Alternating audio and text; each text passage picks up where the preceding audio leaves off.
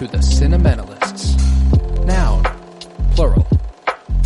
Definition, those whose love for movies runs so deep, they can't help but do a podcast about them. Hosted by Colton Robertson and Joseph George.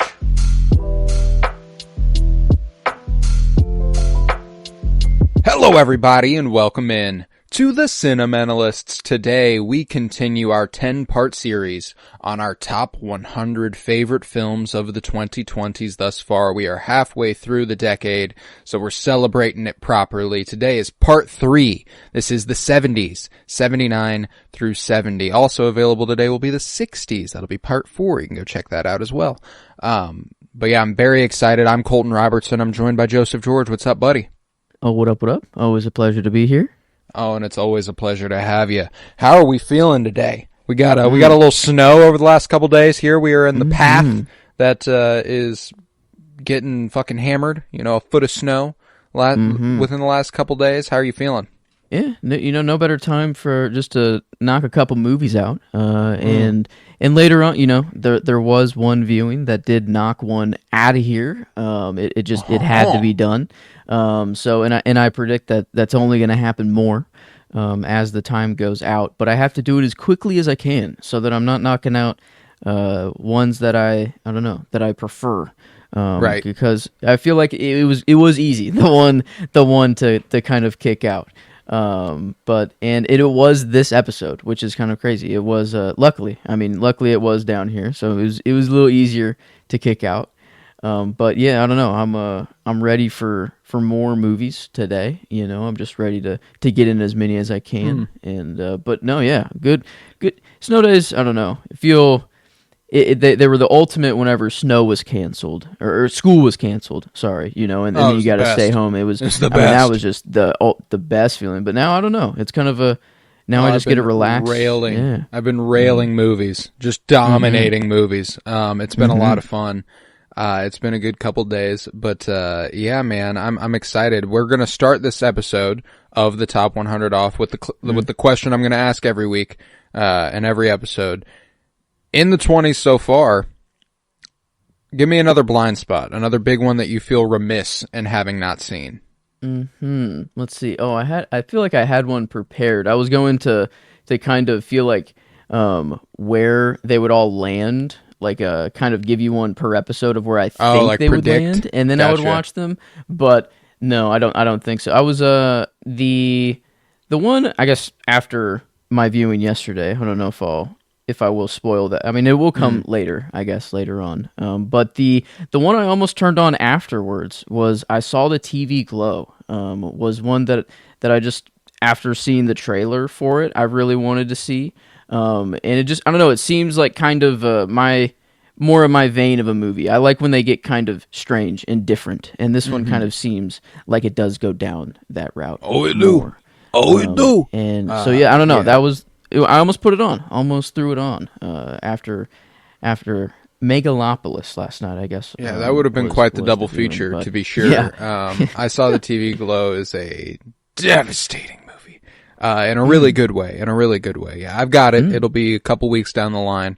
But that's a good choice. The Golden Globes were just held the other night. Some awards were handed out, and I have not seen what was given Best Picture in the drama category. It's called The Brutalist. Brady Corbett also won Best Director. Adrian Brody won Best Actor. It's looking like a heavy award season favorite, and I've known this since it premiered a couple months ago at one of the film festivals. But it's never made its way out here. It's not on VOD. It's nowhere for us to be able to watch it. So The Brutalist is one that I literally have not had a chance to watch, that as soon as I can, I'm there. It looks really, really good. And I'm excited. So The Brutalist is my massive blind spot of the 20s thus far. But what do you say we dive on in to the 70s here? Oh, I'm ready. And kind of, it's funny that we bring up the Golden Globes and kind of awards, because this movie was, I think, going for him quite heavily. And I don't know, it's the first kind of real movie I feel like I have on my list.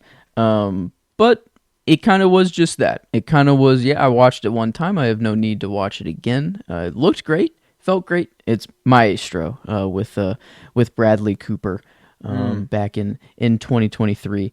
And I mean, not to just call this movie Oscar bait, whatever, completely. Like it still was like a good movie. Like, I don't know, watching this someone grow old, I don't know, and just and see the life of someone and everything. And I think Bradley Cooper did a great job, the whole time. And but I don't know, it kind of wasn't anything more than that. Like it did just look good and it felt cinematic, but it really didn't resonate a whole lot with anything, or I don't know what to compare it to, because it's not really a musical, but like just the life of someone else in this vein. I don't know, it's not really a composer, but just Tick Tick Boom is the only thing like coming to my mind of just kind of like a biopic about someone in the art industry. And just it's not even close. Like, I don't know, there's not even a comparison to be made there. So I mean, it just kind of, it found its way above the kind of my bottom tier like comic book movies and and that sort of thing. So I do appreciate how it looks in that sense, but it kind of like it couldn't rise too much further after that. No, I get you. Yeah, this is one that missed my top 100, but it's one that has aged really, really well for me. And even when I did watch it the first time, I remember being like, I don't know, man, I dig it, It's just one that didn't really stick with me a whole lot, and one that I don't really have a desire to visit again, So it became one of those ones that just, I watched once, it was worth a watch, and that was that. It's gorgeous to look at, I think it's a very, very pretty movie. And Bradley Cooper is quite good in it. So, I love that. I love that pick. Maestro at 79 to kick us off. That's a good place to start. I love it. My 79 is Prey, directed by Dan Trachtenberg, the Predator film, with Amber Midthunder in the lead. This movie is fucking dope. It's, just real electric in its action and in its, the tension building, the suspense, the horror of it, I love the premise, dropping the Predator into different periods of time in the history of the world and dropping the Predator into this time where he would face off with Native Americans, with a Native American tribe is fucking sick. That's a great idea. Let's do more of stuff like that. I like that idea. And Dan Trachtenberg does have another Predator film coming out this year. So it looks like we're going to have a couple opportunities with him to knock some Predator stuff out of the park. Whoa. Yeah. Badlands. Predator Badlands was just, I mean, the dude's just standing on top of skulls. I mean, a mountain of skulls in this poster. Yeah, that, I don't know, with like a UFO looking maybe thing. I don't know if that's like his little ship or if that's like, if it's to be in the future or what. But I don't know. Another blind spot here for me though. I don't know. I get this one. I feel like I definitely would dig. Oh, you dig this one a whole lot. Yeah.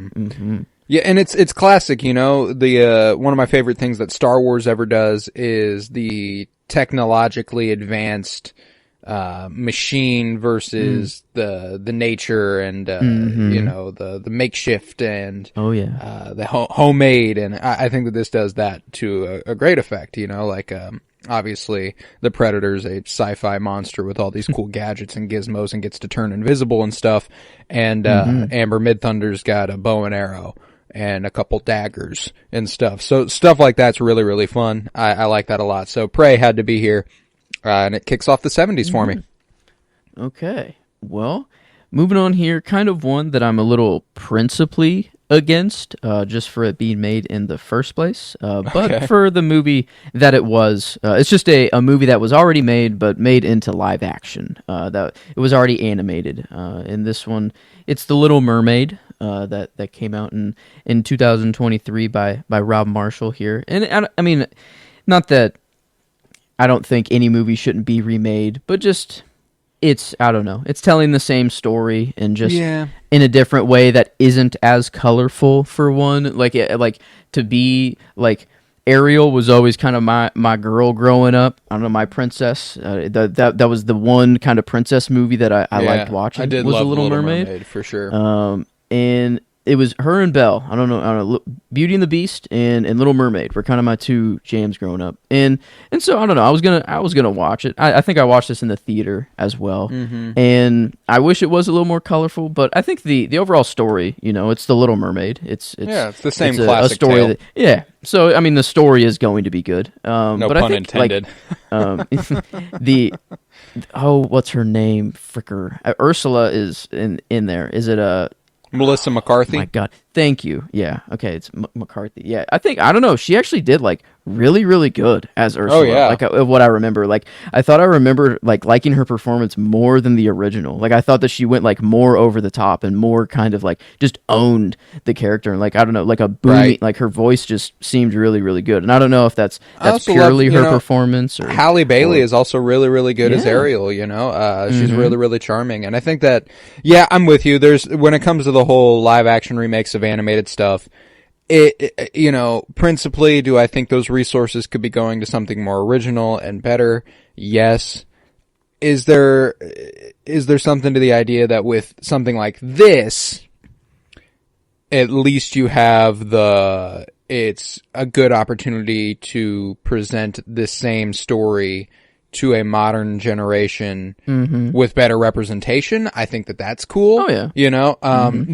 When it comes to stuff like the Lion King remake, it's like, well, what are we even really doing that for? That's true.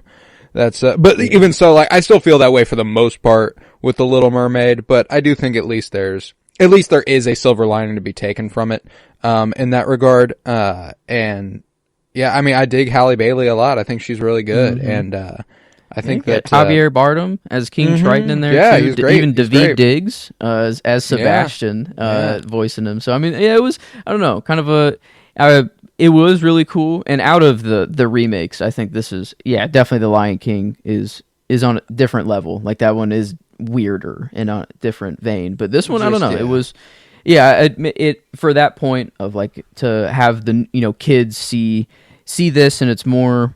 The animation one is still there, but I guess it is dated a little bit, like kids watch it now and they would be like, "Oh, what is this?" Or I don't know. Right. It's not up to just kids standards, I guess. But I don't know. I feel it was fun, and still the classic story. So it was gonna be good. But yeah, no, had it above Maestro, I guess at least. I would rewatch Little Mermaid. I think maybe given one day. So yeah, had to give it the little boost there. All right. I love it.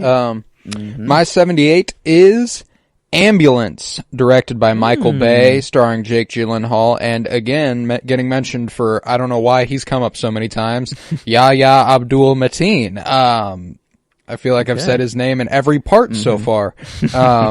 Dude's prolific, I suppose. But, I'm a really big fan of this movie. I don't know why I've tended to avoid Jake Gyllenhaal movies generally.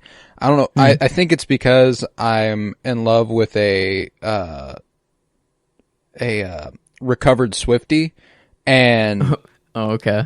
And so like I had a natural predisposition to be anti Jake Gyllenhaal because he dated Taylor Swift when she was like 18, 19, 20, when he was like 30 or something like that. Like it was just listen to, All Too Well. You'll get the whole story. But, all that to say, I actually don't have any sort of beef with Jake Gyllenhaal, like, at all. And when I started to watch his movies, I remembered, like, I was like, oh wait, why do I not like this guy? Like that was kind of what happened, because I watched Prisoners, and then I watched something else, and then I watched this, and I'm like, I like Jake Gyllenhaal, and and that's kind of how I arrived here. I like Jake Gyllenhaal a lot in this. I think Yahya Abdul-Mateen is another just really underrated actor, but the star of it is definitely Aiza Gonzalez. She is the beating heart of this movie, and I really, really dig her. Michael Bay's direction is electric, dude's got action on lock. And sometimes it works for people, sometimes it doesn't. There's a few Bayisms, if you will, that I can't roll with, and they take me out of the movie for a couple seconds. But ultimately, it has a really, really strong heart, and a lot stronger of a heart than I thought it would. And it ends up being more emotionally riveting than I expected it to just be badass. And it is badass. But there's a lot of really cool gray areas and questions of morality and what's the right thing to do in any given situation. It's good stuff, man. I like Ambulance a lot, and I think you would too. So yeah, I got that at 78. Yeah, this one almost was put on for my dad and my brother. We were looking for a movie, and they actually, I don't know, we got actually close, and they said that they even thought that they would like it. Oh, I think they would. Remembered. Yeah, this one is one of my more like, I don't like putting it this way because it makes it sound pretentious, but normie movies. Like, you could show this to any dad, any brother, and they'll be down with it. Yeah, you need those movies, you know. I don't know. They're important. It's nice. You just gotta. I don't know. You gotta have them. You gotta have them. Yeah. So okay.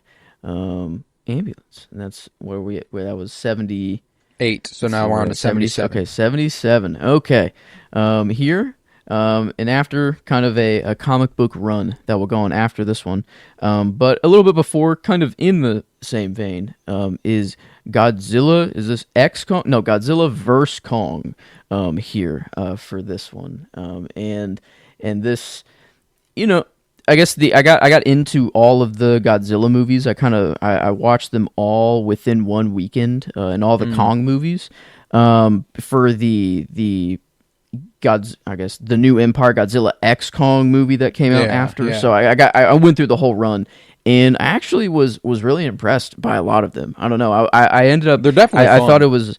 Yeah, it felt like a chore at first to kind of get through all of them, but then I'm like, wait a minute, I'm actually kind of having fun. I'm like, it's just kind of fun to let go and watch some big monsters. I don't know. It's just entertaining, and then it also has the David and Goliath kind of, just insurmountable odds. How is a human going to do absolutely anything versus these things? But they always find a way, and usually it's the monsters that will do stuff. But I don't know. It has Alexander Skarsgård in this one. I've loved him. He'll be in a one much later Another on. One. Yeah. He'll be in some more. And I really, I don't know. I ended up liking the monster movies a little more than I thought, and I don't know. I do have some still later on, like X. The where they team up. That one is even a little bit higher. Not quite this week. But okay, then, I see.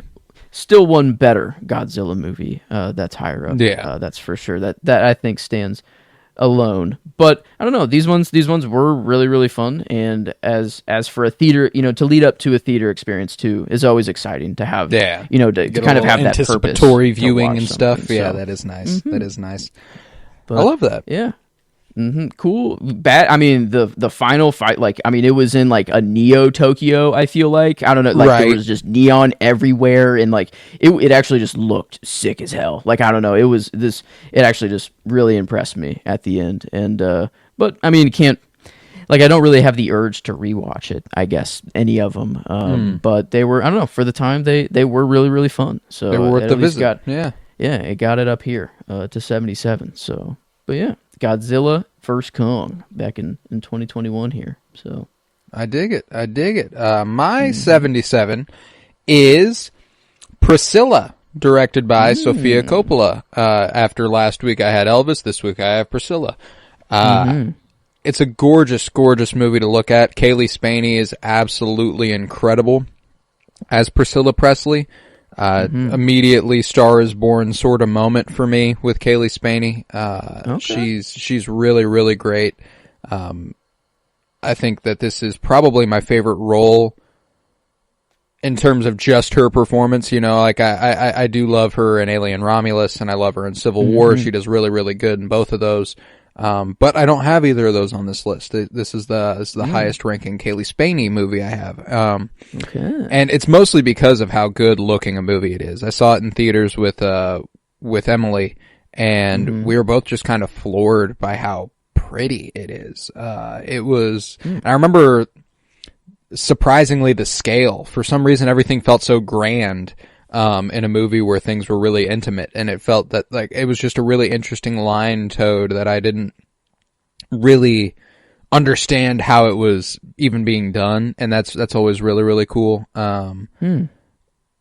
You know, Jacob Elordi is Elvis in this, and he gets to show the darker side of Elvis versus Austin Butler, and he does a good job with it. You know, I think that there's a lot to like here, and I wish that the movie had explored Priscilla a little bit more as an individual, but the fact that she's not kind of furthers the idea that she was, you know, her entire identity was tied to this really, really famous man, and that was just kind of it. Yeah, dude, it's really, really good. I enjoy Priscilla a great deal. Wow. Yeah, Kaylee Spaney, she's grown on my list. I mean, the only two that I have seen her in is Alien Romulus and Civil War myself. So I mean, but I've liked her in both, and both of those will eventually be on my list later on. So love it. We'll be getting to them. But yeah, I don't know, having her soloed out would be really nice, like for a more of a non-action. She's not afraid for her life. Performance. Right. Well, not always. Both Civil War. Oh well, damn. I guess so. It does get there. Okay. Not action sequence wise or anything, but you know, Elvis was not a great dude. Okay. Yeah, for a different reason then. Yeah, okay, different so reasons. No aliens or a literal just a miniature Civil War perhaps. Yes, a domestic Civil War. Yeah, no, but Graceland, baby. No, I love Priscilla though. I think that, and Kaylee Spaney is incredible. Sofia Coppola is a fantastic director too. If you can knock out more of her movies, you absolutely should. And not quite my favorite Sofia Coppola, but definitely one of my favorites. You know, she has a few of those collaborations with Kirsten Dunst. She's really Marie Antoinette's really good, and Lost in Translation's really good. That one's got Scarlett Johansson and Bill Murray. That's a strong one. Yeah, no, there's some great Sofia Coppola movies. So if you can dig into her a little bit more, it's worth your time. But yeah, Priscilla at 77. Okay, moving on to 76. We're starting the comic book trend again, and this is up a tier. This isn't the bottom tier where I didn't have any feelings for. This is where I'm starting to like them. And the first one that's going to come up is 2021's Black Widow, and kind of a sad kind of straight to Disney Plus release, or was this? I mean, because it was COVID time, but I remember it was Disney Plus. But did they? It might have been a day release. Like you might have been able to watch it in theaters. I can't remember. I don't think you could. Yeah, it was just a weird time for movies and everything, but I feel like this one just kind of flew under the radar for a lot of people, and like just it wasn't quite marketed the best as all the others were. But I don't know. We got like I'm loving Florence Pugh more and more. I mean, ScarJo's always going to be ScarJo. She's amazing and always has been. But to have Florence Pugh in the MCU and a lot more of her is. I will never complain about more of her. I mean, you get David Harbour and Rachel Weisz here. That's good. David Harbour's been growing on me ever since I don't know, just Creature Commandos. Him being Frankenstein. Yeah, him being Frankenstein. And him he's just owning that voice so much. It got me to think of just like he has a lot of fun. I don't know, and I watched What If too. I guess over a little bit, and him just as the Red Guardian is. I don't know if it is him actually voicing in What If. But at least they inherit the David Harbour kind of just energy at least. Right. But it I feel like it's him. It does sound like him. But I don't know. Black Widow. It was just a movie that needed to happen. For one of the Avengers. Needed a solo movie. And I guess Hulk still maybe no, one he day got one of the first. I guess true. Yeah, true. It just doesn't feel like it. I guess the Hulk that I don't know. No. Or whatever. I guess Hawkeye technically doesn't have one. I got a series. I guess he has a show. Movie. Yeah. So it's not all of them, but no, it was still the family aspect. I don't know, a family of spies or how much of a family they could be, but still, I don't know. All of that was in the Red Room. I don't know. It was nasty sect of the MCU. That's for sure. A nasty. Yeah, and you spoke to the it came at an unfortunate time, and it was also set at an unfortunate time. Like it's set between two earlier movies, and it's post Endgame, and it already has the fact where we're in a really male dominated space, and it feels like you're shunning one of your main women heroes to the back of the line, essentially, by being like, yeah, Disney Plus release, it's set between two movies earlier, it's not real important for where we're going, but you should see it. It's fun. It's dang, like she did just die. Like you did just see her on Born dead. But that's the thing, is that I do love this movie. I think it's an underrated MCU entry. I think that there's obvious things where it's like, oh, that could look better. That could look better. You could say that for every Marvel movie. Yeah. But it's a riveting and actually impactful viewing. I think Black Widow actually hits the spot. So I like that. I like that choice there. Yeah, 76. The start of a couple comic book movies here. Right. So. I will also have a comic book movie in this stretch, so we got that to look forward to. But I'm going to start with one you've already said, which is a rarity. Okay. This is where at 76 is where I have The Last Duel, directed by Ridley Scott.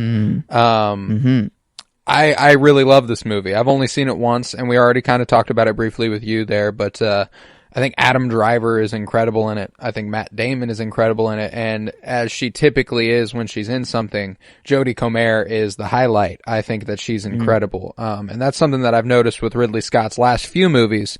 And I think it's why Gladiator 2 suffers for me a little bit, is that there's no prominent woman's presence. Connie Nielsen, she's, I guess Connie Nielsen probably is the highlight of Gladiator 2, but she's not, but she's one of them. But when it came to The Last Duel, Jodie Comer, Napoleon, Vanessa Kirby, we went on a good run there where I felt like he was boosting these characters. And, Jodie Comer is incredible. I love her. And I mentioned this when you talked about it, the Rashomon sort of storytelling, where it's like the same story from different perspectives and seeing how it all plays out. And that's just a great idea in the medieval historical epic. That's sick. I'm so down for that. So, just from the outset, this is an exciting movie, and it's one I need to revisit terribly. One I want to revisit terribly. So The Last Duel is just outside the top 75 here at 76. Yeah, after saying Maestro, this was the one that I the only one below it that I kind of felt bad for. That I'm like, ooh, this one I don't think is worse, or that I don't. It was such a long time ago, and I do need that rewatch. Right. I'm wondering, is this kind of the medieval version of Challengers? Instead of a tennis match, it's like I don't know, like they're fighting for a girl. I don't know, like just the ultimate. There's something there. There's a little bit more of a. I need to rewatch it because as far as I recall it, she's there's like a distinctive bad guy and a distinctive good guy, unlike Challengers where it's all kind of a gray area. That's true. Yeah, that's fair. Yeah, not a throuple. Yeah, here that's definitely not what's going on. And so yeah, not quite. There is some gay stuff going on though. Ben Affleck's definitely fucking around with as the king. He's fucking around with dudes and chicks, which is great. Okay. Yeah, no, it's one that, I don't know, it was just watched way back when, and when I was probably just a very different movie watcher, and I just didn't quite wouldn't have picked up on the things I like now. But yeah, this one it seems like it has all the juice that I would like. So I don't know, I need to desperately revisit. Yeah, it was 84 on mine. I think it would climb quite high, where quite a jump it would see for all the movies that I'm about to say. But yeah, okay.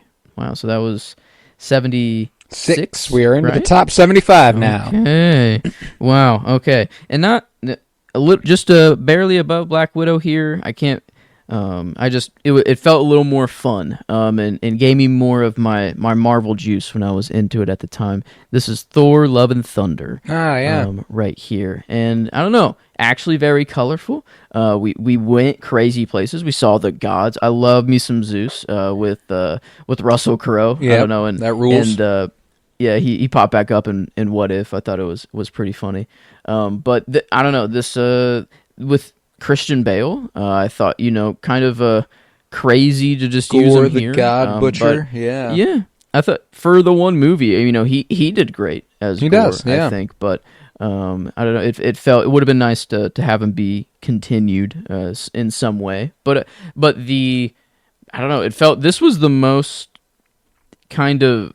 It felt like people just hated on this movie completely, and this was not the Thor movie everyone was wanting, or whatever. But like, even when he powered up the kids and like the tree of power was fun. all out there, like I thought, I don't know, it's not badass like Thor in the first Thor movies, like right, that everyone's wanting maybe. But I don't know, I actually really enjoyed that moment, and then just having Thor have to look after Love now and is a literal, like, his kind of child now moving on, is, I don't know, it felt really cool. We got to eternity, we saw like an actual being, I don't know, like a celestial, I don't even know what to call eternity, what they are at all, but it's just the MCU finally is, I don't know, it felt like it was cracking some stuff and it was going to give me more theory juice, and then not really at all. I mean, I was trying to line up these these circle patterns and shit and stuff like that, and I was going crazy. I was going down the rabbit hole. Yeah. But yeah, no, it was fun for the time, and just to just go crazy play. I mean, we got Natalie Portman being Thor herself, the mighty Thor, I guess here. Yeah, good stuff. And Tessa having, Thompson. Ooh, yeah, true. Oh yeah, we'll never complain. And her as Valkyrie, yeah, that's just that's the good stuff. That's the good stuff. So I can't. There are some bad things. There are some disappointments for the movie. I guess it wasn't what I thought it quite was going to be either. But at least it was fun in the theater when I watched it, and absolutely. I thought, it was unique. They definitely went for it. And so you can tell they had a lot of fun making the movie for sure. But I hope so. I don't know how much money it made them at the end of it all, but or if it was this one a flop for them. I don't know. It felt like this one didn't do as good. It was a critical flop. I don't know that it was a commercial flop though. I don't know. Box office 760 million. Which at the time was probably a flop for Marvel, which is now what they're like hoping they can get out of anything. That's true. But I mean, they're good for a while after Deadpool and Wolverine. Coworker ass movie. But at 75, I've got my comic book movie for the episode as well. This is where I have The Suicide Squad, directed by James Gunn. I love this movie, man. I do. I think that it has so much charm. It's got that signature James Gunn flair. Incredible ensemble cast. I love Margot Robbie as Harley Quinn. Always going to be one of my favorite comic book castings ever. She is just outstanding. I think that Joel Kinnaman is really, really great as Rick Flag. John Cena is great as Peacemaker. Idris Elba is great as Bloodsport. And there's just so much to like here. And, they really, really do the comic booky shit. And that's why I'm so encouraged for James Gunn's DCU. Going down to Porto Maltese and facing off with the fucking kaiju Starro. Like, that's sick. Like, that's what I want. You got fucking Polka Dot Man in the mix and David Dastmalchian playing him there. There's just a lot to like, and I do think that there's I mean, just like with anything else, it has its flaws, but you got Peter Capaldi in there playing the Thinker. Like, I'm in, I'm down. I don't care. This rules. It's a lot of fun. So yeah, the Suicide Squad, a Rat Catcher, didn't even mention her. She's like her and Bloodsport and King Shark and all that. It's just a great great time. So I'm a big fan Weasel. of the Suicide Squad. Yeah, Weasel, man. Now we know. Now we know. Yeah. Oh my God. Poor guy. Poor didn't Weasel. Even, and now you're all the more thankful he made it out. Now you're all the more thankful he survived that swim. He could swim.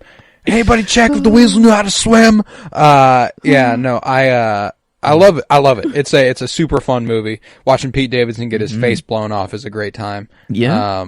Yeah. Mm-hmm. Yeah, that does happen. big fan. Yeah. That opening sequence. Yeah. Oh yeah, man.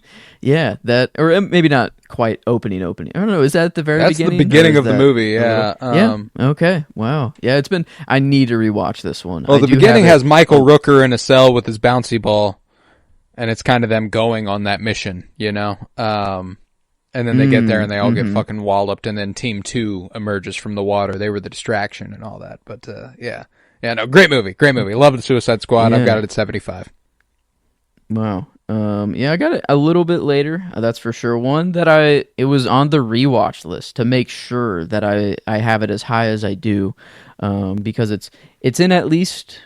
I only, after this tier of comic book movies, I have like 3 that are reserved as like my top 3 of this group, and it's in there, and I do think it's comfortably in that group. But just as far as the other movies that it's above, was the only thing that I needed to make sure of. But yeah, I don't know. I think it is. I do like it that much. James Gunn has his way with the groups of people. I'm curious to see what he does with individual. See, and that's the thing is that it's obviously not going to be, they're all super powered, but the heart of Superman lies in his family, and I love that. Because he'll still have Lois Lane, he'll still have Jimmy Olsen, he'll have Ma and Pa Kent. Like there's still a family there, even if it's not about the whole group fighting the entity or anything. So I look forward to that a great deal. But okay, so yeah, that was 75 for you. So is this now moving on 74? Okay, little gap, a little break in the comic book. I guess a little tier splitter that I kind of used it for of the comic book movies within this in the 70s. But a good movie that just up until the very end was kind of like, oh, okay, that's where we're going. But this was a spotlight movie we were doing for Anya Taylor-Joy. And this is The Last Night in Soho. Yeah. Here. And yeah, I don't know. It was great. God, it was like awesome. This is one of those movies that just kind of pisses me off because I should fucking love it. I should fucking love it. It's gorgeous to look at. It's got Anya Taylor-Joy. It's got Thomasin McKenzie, who I absolutely love. It's got Matt Smith, and they're all on their fucking game, dude. They're doing incredible. And then the end just kind of throws it for a loop, and you're like,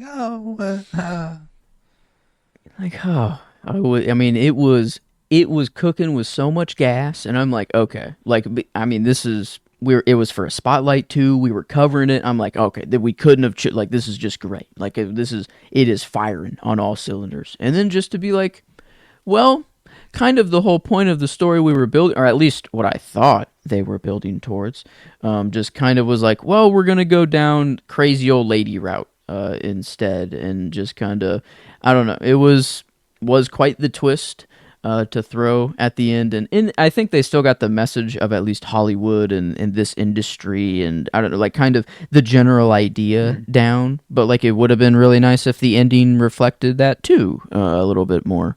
But yeah, I mean, you're right. I mean, everyone that was in it was popping off, and it looked good too. It's a gorgeous movie. That's why I'm like, that's why like it upsets. This is one of the only ones that upsets me that I can't put it in my top 100. Like I want it to be there. I want to feel that way. I just feel like Edgar Wright prevented me from being able to feel that way, which is bizarre because I love him as a filmmaker. He does some great stuff, and I think that, God, it's just one of those ones where I'm like, come on, what are we doing, please? I don't know, but it is what it is. It is again, a gorgeous movie to look at, and the slasher sort of thing they got going on, the psychological thriller thing they got going on. It's a really riveting watch, man. So like, that's one of those interesting ones where like I have not a love-hate relationship, because I don't hate the movie by any stretch, but just one of those, I just wish I liked it more than I do. You know I'm constantly barreling towards this twist that I don't love, and the twist itself isn't bad. It's more what they do after the twist that I have issue with, and it's like, no solidarity amongst peers, huh? Okay. Nope. Yeah, that's where I have my issues, but yeah, that's a good one, man. I do like that one a great deal. I wish I loved it, I guess is the line I'm trying to draw. I like it and I wish I loved it. Yep, I'm right there with you. Yeah, it's just it's a little painful. I don't know, but it had to be here, at least on my list for sure. It's better than the other movies that I've said. So yeah, it was almost like, I don't know. It felt wrong to put it up, so high because of the ending, but for 80%, 90% of the movie, I'm like, I was having a good time. Right. So it at least had that. But yeah, I don't know. 74 for me is as high as it could go. I love it. I love it. 74 for me is Juror Number 2, directed by Clint Eastwood. This is riveting. Stars Nicholas Hoult. It's also got Zoe Dutch in the mix. The premise is that this gentleman, played by Nicholas Hoult, gets assigned jury duty. And when he's at jury duty, he's listening to the details of the case. He gets selected. He's listening to the details of the case, and it all sounds a little familiar. And he becomes concerned that the case they are investigating is something he did. And now he has to judge the innocence of this person who he is fairly certain is innocent, but doesn't want to let him go because then he'll get caught. And it's a really, really tight thriller. Really well written, really well performed, really extremely well edited, and it's good looking. Like, this is another one where it's like, show it to anybody. Show it to anybody and they will probably have a good time with it. It's a goodie, man. I watched this just the other night. I'm a big fan of Toni Collette. She's a big role in it. It's got a great ensemble of, a bunch of really good character actors. I've always been a big fan of Zoe Dutch, so I love her, and she's sort of the beating heart of our main character. She's the reason he's doing everything and all that good stuff. Chris Messina's really good. J.K. Simmons is in it. Kiefer Sutherland is in it. Cedric Yarborough's in it. There's just a lot of really, really great actors in it, and it's super good. So Juror Number 2, had to give it some love. Wow. Deserved a wider theatrical release. Didn't quite get it. David Zaslav, I'm in your walls. We are now on to... Yeah, I mean, it's good, and you should watch this. And if you do watch it, you'll be plucking another thing. Is how I think. Didn't know it was a Clint Eastwood at all. I saw it on Max whenever, I don't know, just logging. I was either watching Creature Commandos or something, and I saw it kind of up there, and new movie out. And I've been liking Nicholas Hoult, and Nosferatu and everything that he's popping up in. It's been nice. So yeah, I don't know, this one does seem pretty. I had no idea the premise of it, but that does seem really good. Yeah, and I'm giving you the bare bones because, like, the twists and turns and the places it goes, it's good. It's good. Oh yeah. But yeah, okay. So Juror Number 2, 74. Okay, all right. Well, moving on, 73 here, back in the comic book vein, and this one, it felt so just warm and cozy, and honestly, like one of the best feeling comic book movies of the year, if I could say so. But it's still a little lower than others. But this is Blue Beetle. That came out in 2023. Kind of a weird middle ground of this isn't DCU, right? Or is this the? I guess I don't actually know where this falls. Is this still the old universe? This is no James Gunn. It's technically the old universe. However, it's standalone enough that James Gunn is probably going to envelop it as like some of its implicit history, the way he did with Suicide Squad and Peacemaker and all that stuff. I'm pretty sure this kid's still going to be playing Blue Beetle. Yeah. You know, it was very tight knit. Like it was very focused on family and like and just it was like the conversations between just son and father and mother. Like I mean, it was very like it got me. I don't know. I remember crying. Oh like, yeah, it got me. I remember when I watched it. Yeah. I texted you. I was like, "Dude, you'll love Blue Beetle," and you're like, "I watched that shit last night. It was so good." Yeah, That's right. Yeah, and I don't know. I just remember coming out just feeling just so sad, like very satisfied, very warm. Just and I was like, wow, like that was. I had no clue. Like I am at this point in time, I'm still probably on the Marvel side of the fence of every and preferring to kind of check out what's going on over there. And I think this might have been the first thing to kind of been like, okay, I think I'm switching over. I think DC, they just.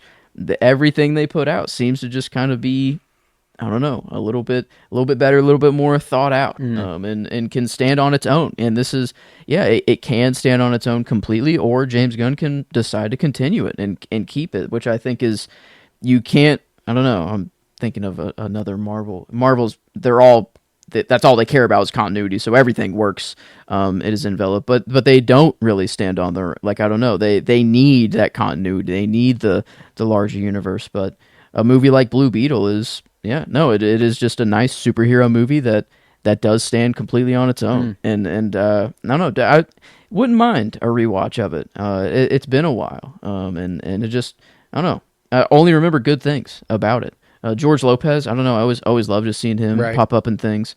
Just the 4 a.m. cold sweat, or not even cold sweat. Just pile of sweat waking up to that intro of George. Was it just called George Lopez? Yeah. Or what was the? Yeah. Well, yeah. Just his show was called George. No low rider. No low rider. Yeah. Just I mean. Man, I mean, I think everyone has that experience, right? The slow, and like the trampoline, they're like jumping, so it's you're like waking up, your eyes are fucking glued shut. You're like, you're like, huh? You're like, what the? And then these people are in slow motion, just going up and over the screen. You're like, oh, what the? There's fuck? a certain comfort it would bring me in the night. Like I'd wake up, I'd look at the TV, and I'd like smile and go back to bed. George Lopez was always there for me. Yeah, but for some reason, if your TV volume was at 2, it's playing at 98. It's like it turns up your TV volume to max. And that's the good wake up. The bad wake up is Robot Chicken. If you left Cartoon Network on for too long, and then you wake up into a Robot Chicken episode, and no bueno there. But no, weird George Lopez side rant, but from Blue Beetle here. Valid. But no, the 4 a.m. wake ups, the good and the bad. George Lopez or Robot Chicken. That's unlock some memories there. For I don't know. That's. Man, I can literally imagine myself I can see myself waking up to Robot Chicken, and actually it did cause me nightmares as a kid, because of I don't know, right? You can't go back to sleep after those. Hey, I don't know. That's like Blue Beetle, only comic book movie with Susan Sarandon, so I love it. I love that shit. Big Susan Sarandon guy here, big fan. But who did she was the villain. Oh, okay. Yeah. And oh wow, she's in Speed Racer. She's Mom Racer. Wow. Yeah. But Thelma and Enchanted. Louise, okay, that's Witches of Eastwick. Wow. She's in some good stuff. Okay. Yeah. But I don't know. Yeah, nothing. I can only say good things about Blue Beetle. I dig it. And so it's above the Last Soho, above this tier setter. I don't know, tier break. It's in even more. I like these even more. But yeah, 73 here. I love it. Blue Beetle. I love it. All right, my 73 is The Substance, directed by Coralie Fargette. It's the new 2024 Margaret Qualley, Demi Moore, Dennis Quaid flick. Just made Demi Moore a Golden Globe winner the other night. She won Best Actress in a Comedy or Musical. And it's I'm happy to see genre films getting some love like that at an awards ceremony, because this one, it didn't work for me on the level that I think it worked for some people, because some people were like, holy shit, this is one of the best movies I've ever seen. And it's so good. Don't get me wrong. I don't want to undersell it by any stretch of the imagination. but it's not typically my kind of movie. I'm squeamish, I'm on the squeamish side. I don't love blood. I don't love body horror. And this is a body horror film, it's making me cringe and the sounds are ugly and it's like, but it was fun. It was fun, dude. I had a great time seeing this on the big screen. It's got an incredible ending. There's so much to love here, and I do think that it was subject to all the, well, is it really a comedy discourse and all that stuff? Yeah, it is. Wow. It's a satire essentially, and there's stuff that it takes seriously to be sure, but it's funny. It's a comedic take on these very serious things.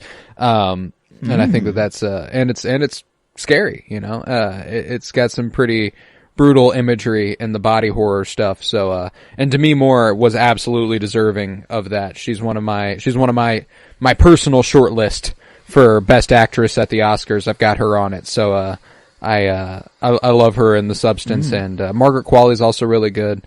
I've got her and Dennis Quaid in my short list for best supporting, which is, if I'm saying that about Dennis Quaid, he must be good because I don't fucking like that guy. But, yeah, The Substance, it's well worth your time if you want to get around to it. Yeah, I do kind of like horror and just guts. I don't know. As long as it's not my own, I'm cool with it. And right. Yeah, and I like the Saw kind of movies. Just the more kind of gory it can get. Like that's, yeah, I don't know.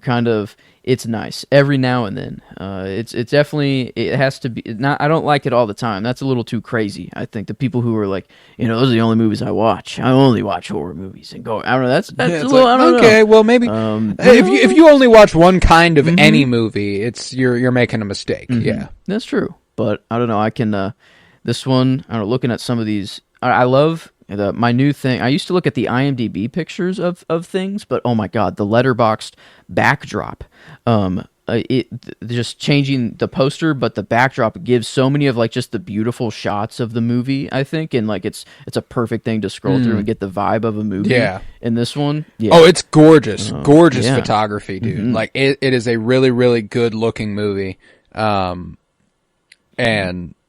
Yeah, no, it stuck with me. I'll tell you that much. Like I really, really dig it. But Substance at 73. Yeah. Okay. All right. Well, moving on here to 72, one that you already mentioned before, and just I guess technically not comic book movie. Well, I don't know where they got their start. The Teenage Mutant Ninja Turtle, Mutant Mayhem. Did they get their start in comics? The Ninja Turtles? Toys. Okay. So yeah. And then comics. Okay. And then Okay. So yeah, still. And then a cartoon, and then the movies, and everything. All that good stuff. Yeah. But this one, I loved, like just. Another kind of like Blue Beetle, one that I had kind of low expectations for, or that I wasn't really excited and ready for it to come out and watching it, right away. But when I did, I'm like, holy shit! Like I'm like, whoa! Like this is way better than I thought it was gonna be. And I don't know, I thought that the kids, all like did really well together, and as well as child actors can do. But then like Ice Cube, I don't know, as like the main antagonist is like just big ass buff fly, and like just I don't know, I thought it was actually a pretty cool story, and one that like really worked for the animation style, like to have these crazy dude, the creatures. Animation's gorgeous. Yeah, I thought it looked awesome, and I really wish I could have seen it in the theater. That would have been really awesome to see. Oh, it was sick! It was sick! But I mean, even at home, I was like, man, no, I'm loving this. The art style, and I've always like, I don't know, the Ninja Turtles were always just like, they were just cool. I never really got into them super deeply as a kid, but I did have their toys. Of course. Yeah, and so I wonder, I don't know, I never really had a favorite. People always ask, like, who's your favorite Ninja Turtle? But, like, I can never pick, I don't know. I really can never nail one down. I guess Raphael. It's kind of evolved over the course of my life. Yeah. Michelangelo was always my favorite when I was little because he was the fun one. Mm-hmm. He always wanted to eat the pizza and all that good stuff. You feel like a Donatello guy. Okay. Yeah, it was more...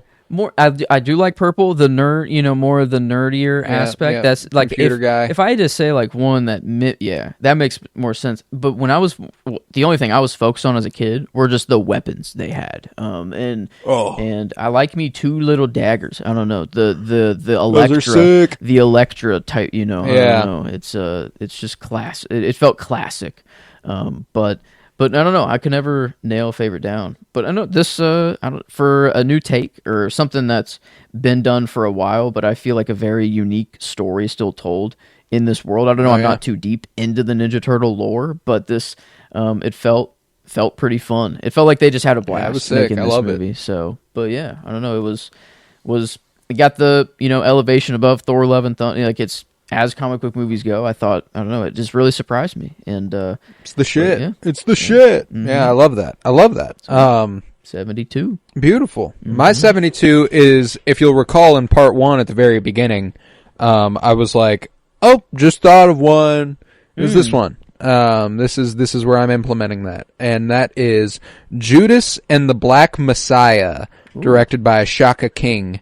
It's Daniel Kaluuya, Lakeith Stanfield, Jesse Plemons. Incredible. It's about the life of Fred Hampton, who was a leader in the Chicago Black Panther Party. Ooh. And about Lakeith Stanfield's his character is Bill O'Neill, the gentleman who was an informant for the FBI or for the CIA against him. While also ingratiating himself as one of his best friends, and how that kind of tore him up and all that good stuff. Yeah, real sad movie. It was the first movie me and Emily ever saw in theaters together. So that's it'll always have a positive memory for me with that. But dude, it's a brilliant movie and really, really informative. If you know nothing about it, it'll teach you pretty straightforward what happened there. Fred Hampton. It's not really a spoiler. In fact, it might make the movie better because it happened in real life, and just knowing what you're barreling towards. Fred Hampton was assassinated by the CIA. He was killed by a government agency. Okay. To avoid becoming the Black Messiah, to avoid becoming the character, the figure that the entirety of America would rally behind, and become the leader of a quote unquote black nationalist movement. But he was, it's really, really cool. It's about how he grew in power, but more influence. Like he had a way with people. He had a way of speaking that he made people realize, just kind of yeah, damn. He goes to like a Klan meeting essentially, and walks in and is like, y'all are treated the same as we are. You just don't know it. You don't realize it because you've been given this idea that you're better than us for some fucking reason. But where's your government spending its money? Are you getting any of it? We're not either. Like all that good stuff. So he's basically touting the tenements of the Black Panther Party and making people realize that they weren't an evil organization. And that's Daniel Kaluuya. Like this one. You'll love this movie. Yeah, no, and I'm sadly more in the ignorant, side of things over the story. I knew at least that he did get assassinated, but I didn't know that it was by the CIA or by I thought that it was just he just got killed, and I don't know. It might have been the FBI. It might have been the FBI. I feel like J. Edgar Hoover had a more direct impact on it, so it might have been the FBI. No, this one, okay. This one is very, very intriguing. I don't know, and Daniel Kaluuya sold me kind of instantly, and him being the lead, I'm all right with that. It sounds very, very nice, and educational as well. It'd be nice to know a little bit more of this part of history. It's a sad one though because of that. Just kind of knowing you're barreling towards the assassination of this man. It's a real rough one, but it's worth it. It's worth your time. It's worth knowing. But yeah, Judas and the Black Messiah, 72. Okay. All right. Well, to top off this episode, the top 2 kind of comic book movies that I thought here. And this one, I feel like it got a lot more hate than it deserved. But this is Doctor Strange, the Multiverse of Madness. Sam Raimi, I don't know. I thought this was like creative as hell, and I this like movie really rips. Yeah, dark, and the little musical note fight scene, just the zombie Doctor Strange. We have freaking Night Walk or whatever, the Dream Walking or Night Walk or whatever that I don't know, just some crazy necromancer or dark hold. I mean, it was kind of, I don't know, it was awesome. I didn't have like a really bad thing to kind of say about it, other than it just felt kind of more in the post Endgame MCU vein. Like it just had to kind of comply with the universe and everything, and that it couldn't truly stand on its own. But I think Sam Raimi did like the best that he could. Like, I mean, it was. Oh yeah, I agree. And I mean, I don't know where we're going. I don't know if we're getting more Elizabeth Olsen, if Scar, she's still like gonna be a big thing anymore, or I don't know. I have no idea like where Marvel's going at all and what we'll get. But I feel like if this is the last we see in her in like a big capacity, and I thought it was at least a really, I don't know, that the Illuminati, like her just taking them all out like they were nothing. Like sick. I don't know. The fight scenes I thought were incredible. Having freaking America Chavez like that. Yeah, that like like what a cool character to. I mean, I hope she's coming up in something else. I mean, she seems vitally important. Gotta imagine she is. So that's going to be a really nice through line to hopefully see. But no, yeah, I loved the horror vein, and like Elizabeth Olsen looking kind of at the camera, and like the music was, like really like horror vibe. Like I thought it filled everything. It was a cool, just I don't know how many times has the MCU really gone horror like this, or kind of down this route? Horror influenced, yeah. Trying to think of. I mean, maybe the Dark Elves a little bit, but no, that's not like no. That's just they look scary. Yeah, I don't know. Was this the first time the MCU like even went down the vein at all? Now that I'm thinking of it, yeah, probably. Yeah, but not a lot of characters are suited for it though either. Like that's it's true. It's one of those things where you take it where you can get it, and I think Doctor Strange is the best place for it. Up to this point, obviously other Sam Raimi movies had that influence. Blade had a little bit of that influence, of course. But yeah, not in the MCU as far as I can recall, which is interesting. I never really considered that, but Multiverse of Madness is sick. I'm a big fan. I think that it definitely caught a bad rap. It's got the juice. Yeah. No, I was. It at least had to. It's at the top or top two of these comic book movies here, because I don't know it, but still a little bit more to come after. There's still some that are just made a little better or resonated a little bit more. But I don't know, a good theater experience. I don't know, and but yeah, I no really not screaming to rewatch it or anything, but yeah, here at 71. Sick. My 71 is a romantic comedy. I love this one. It's called Rye Lane, directed by Rain Allen Miller. And now that you've watched Alien Romulus, maybe you'll be interested by this because it's got David Johnson in the lead. And it's also got Vivian Opera in the across from him. They've got an incredible chemistry. I mean, it's a rom-com, man. I'm not going to tell you anything you don't know about the romantic comedy genre. It's just a really well done rom-com. There's really, really electric chemistry between these two. They're really sweet. It's a super cute viewing. And I love it. It's a simple one. It's not breaking the boundaries of what a rom-com is by any stretch. Like it's a romantic comedy. Very green. So you and know yellow. what you're getting into. I don't know, do they always wear the same jacket? Like it looks like, at least in these pictures, they're in the same outfit. There's a lot that takes place over the course of the same day. So it's kind of a walk and talk film for a lot of it. Yeah, David. But yeah, it's a. Oh no, I would like to see more of him. That's for sure. After Romulus, yeah, it was a a great performance by him, and yeah, get kind of like a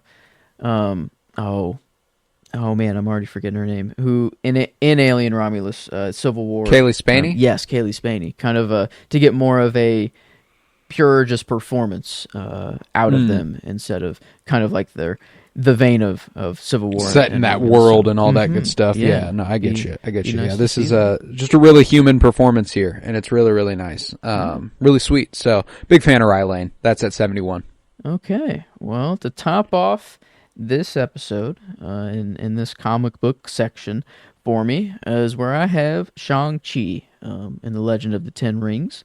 Sick. This one, at least I felt like the story was really, really good. The action was all really, really good. The VFX, I think, were really sick. This other, I forget what it's called, where they went kind of to the final battle, what the land or kind of like Middle Earth. It's not Middle Earth, but wherever they went. No, right. You go through a portal and you end up there, and that place was sick, and the spinny 10 ring decapitation from the inside. I don't know what to call that move to kill the dragon at the end. But then just the family kind of drama as well of that back and forth, and just I still would like to know where these 10 rings come. I mean, this has been a thing that I felt like. It has Kang written a little all over it, but I don't know if they're going there anymore, and I'm not really that invested. Certainly not. Yeah. In it anyways anymore too. But this, I don't know. During the time, I was trying to look for anything, and this was all that I could see from this movie. But one in the MCU tied to the Bengals and shit, and that sort of stuff. True. Yeah, that's fair. Something is going on. I don't know, and because at least in What If 2, there was like, it just seems anytime you want to travel across the multiverse at all or do anything multiversal, it just is this gold runic. I don't know. It mimics that tech every time. But I don't. Who knows if it will go anywhere? But at least in the MCU, I said a lot of them can't really stand on their own. But this one, like, I feel like does. Yeah, you don't need to be a Marvel fan to really like this one. I feel like you can just show this one to kind of anybody, and it's just a great superhero comic book movie, dude. And it's got Tony Leung and Michelle Yeoh. Like, that's true. Come on now, the fucking goats. The fucking goats? Are you kidding me? Yeah, no, that's why, like, this is one I really need to revisit, because when it came out, I was like, this might be my favorite. I was like, this might be my favorite, just like, period. Which just kind of shows the evolution of a movie watcher I've been over the last 3.5 years or whatever. Because I look at it in my memory as increasingly underwhelming. And that's because I've grown to not really love Simu Liu. Not a big fan. I think he's all right. I think that the movie isn't as, now that I've watched more movies, it's not as good as I thought it was. You know what I'm saying? Now there are some gorgeous sequences and some really, really brilliantly well done action stuff. The fight dance at the beginning is still probably the best fight scene in the entire MCU. Like, that's something that I can confidently stand on there. Like I said, it has Tony Leung and Michelle Yeoh, which you're automatically winning for me if you're coming from that spot. And Wenwu's a really compelling villain. It's got a lot of heart to him, and I think that's something I can dig a lot. Yeah, that I forgot about that. The fight dance, and oh my god. Oh god. And just that kind of power, whatever the nature, or I don't know if did they have a name for that power, or it just kind of was there? They did. It was a fight style. But man, it I just can't beautiful. remember anything. And the music just chimed, and they just circle leaves. So I don't know. That's always gonna do it. Just, I don't know, very nature-esque. And yeah, beautiful. Like, to call it even a fight is crazy. It's like it was just this dance, and it was they had to fall in love after that. I don't know. I mean, that was just like, yep, all right. That we continue on from now, because that, like, they just met each other randomly in the woods, right? Like, that wasn't even that was their first encounter. I think that they had. And then they were like, okay, like she dumped him in because he was trying to find that land. She was protecting that land, all that good stuff. Yeah, and and then all the future ensues, I guess. Eventually, yeah, I don't know. He's lived quite the life, that's for sure. But it'd be nice to have a Winwoo I don't know, like maybe not a whole movie dedicated, but just like the Chronicles of Winwoo. Just see what that dude did before before we saw him. God, he was so fucking dope and hard boiled, incredible. Man, yeah, that was. Man, thinking back to those action movies, yeah, Hard Boiled was sick. Yeah, that's the freaking jumping out the building with the electrical wire. Was that Hard holding Boiled? on to a baby? Come on, dude. Yeah, come on. Yeah, that's sick. That's the motorcycles flying off of people and stuff. That whole warehouse sequence, sick. Oh my god, yeah. Okay, yeah, they went. Man, they went in. That movie goes fucking nuts. But all right, cool. That rounds out your 70s. I love that. And before I get to my 70s, I'm going to do a little plug here for our giveaway. The Cinementalists giveaway for a Blu-ray copy of Certain Women and a Blu-ray copy of Paris is Burning, both on the Criterion Collection. And you could also get a Letterboxd patron membership. That's a $50 a year subscription. And once you have it, you won't want to go back. I will get you a year of it if you enter our giveaway. It's already seen a little bit of a benefit for us. We've gained a couple downloads. We've gained several YouTube subscribers. So I think it's going well for having only been a couple days, and we're not going to announce the winner until March 3rd, so you still got a couple months. You got to go check it out. To enter, you must subscribe to our YouTube. We are now available on YouTube Music. For just as a podcast. I didn't realize these were different things. I have a very lovely Twitter mutual named Garrick, or Blue Sky mutual named Garrick, who directed me in the direction there. I was like, oh, look at this. There's no YouTube. You're not on YouTube Music. I didn't realize I wasn't on YouTube Music. I thought I was on YouTube Music because it's on YouTube. I didn't realize it was a different thing. But we are there now, so you can listen without having YouTube open on your phone. You can just be on YouTube Music. That's sick. So subscribe there. That'd be great. That is the first step. You must also download an episode. Download at least one episode, and that way you're automatically in. You do have to go ahead and provide me proof on Blue Sky that you did the downloading part and the subscription part. And every episode you download gives you an additional entry. If you like and repost that post on Blue Sky, it gives you an additional entry. And if you tag somebody, it gives you an additional entry.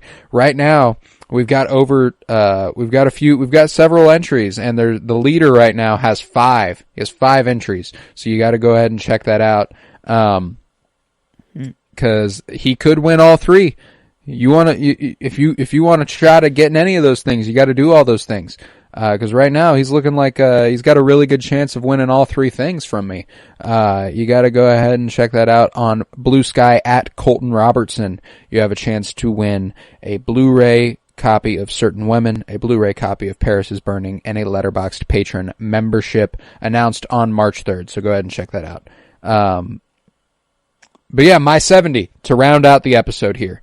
It's one that you got in under the wire, and I love it a great deal. This is where I have We Live in Time, directed by John Crowley, starring Andrew Garfield and Florence Pugh.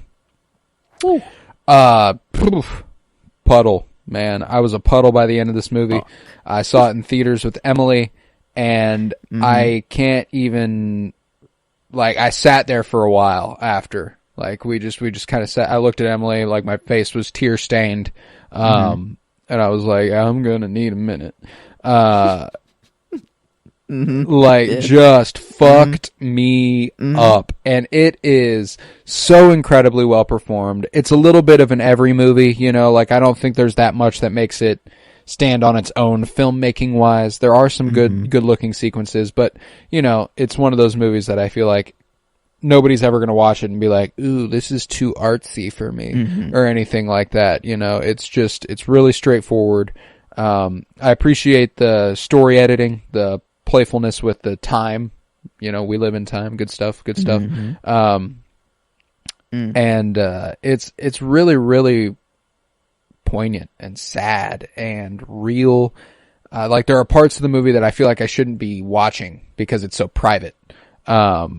You know, like the fact that it's so real and they have such a genuine chemistry makes me feel like I'm watching an actual married couple going through things that I shouldn't be privy to almost. Yeah. And that's a real strength of this movie. I think that just how authentic it feels is what makes it pay off the most. And Andrew Garfield's probably our best cinematic crier. The GOAT, just so fucking good at it. Every time he tears up, if he tears up, I am done. I am going to be crying. Like and there's not a lot of actors like that. He is one of them where if he cries, I'm done for. I'm going to be crying. And Florence Pugh, not far behind him. They have such a genuinely great chemistry, and they bounce off each other so well. And I love it, man. So We Live in Time is my 70th favorite of the decade so far. So let's go ahead and go 70 through 79. Rattle it off for me. All right. 70 was Shang-Chi, Legend of the Ten Rings. Man, it's crazy. Your movies just going back and forth. Anyway, Shang-Chi, Legend of the Ten Rings at 70. 71, Doctor Strange, The Multiverse of Madness. 72, the Teenage Mutant Ninja Turtles, Mutant Mayhem. 73, Blue Beetle. 74, The Last Night in Soho. 75, Thor Love and Thunder. 76, Black Widow. 77, Godzilla vs. Kong. 78, The Little Mermaid. And 79, Maestro. All right. Mine is 70, We Live in Time. 71, Rye Lane. 72, Judas and the Black Messiah. 73, The Substance. 74, Juror Number 2. 75, The Suicide Squad. 76, The Last Duel. 77, Priscilla. 78, Ambulance. And 79, Prey. And with that, we can conclude this episode of The Cinementalists. Head on over to part 4. We've got the 60s out for you now. Go ahead and check that out, and we'll be back every Friday for the rest of the month with this. We've only got 6 parts left, right? Yeah, 6 parts left after today. Go ahead and check those out. We're not going to be doing it this Friday because it's my 25th birthday. And we are going to celebrate by watching a movie. We are watching Willow. So you got to go ahead and watch Willow and then check out our podcast on it that will be available this Friday. Willow from 1988, the Ron Howard film. Val Kilmer, Warwick Davis, Joanne Whalley. It's incredible, incredible. So you got to go check it out and then listen to our show on it. Let's see. Go check out the giveaway on Blue Sky at Colton Robertson. Got to follow and hit me up there. It's my pinned post. You can check it out there. Subscribe on YouTube, The Cinementalists. Look it up. Download, rate, and review wherever you might be listening. Leave a 5-star rate and review. I would appreciate it greatly. And keep on coming back. We've got 6 parts left in this bad boy. 7 if you're not going straight into the next one. Go ahead and check that out. Part 4 available now. Part 5 and 6 next week. Part 7 and 8 week after that. Part 9 and 10. And the last Friday of the month. So, with that, I was Colton Robertson. I was joined by Joseph George. Thank you very much, homie. Oh, thank you for having me. It's always a pleasure to be here. Oh, and it's always a pleasure to have you. Go ahead and cross a couple more off that watch list and catch up with us every Friday this month, baby. See you later.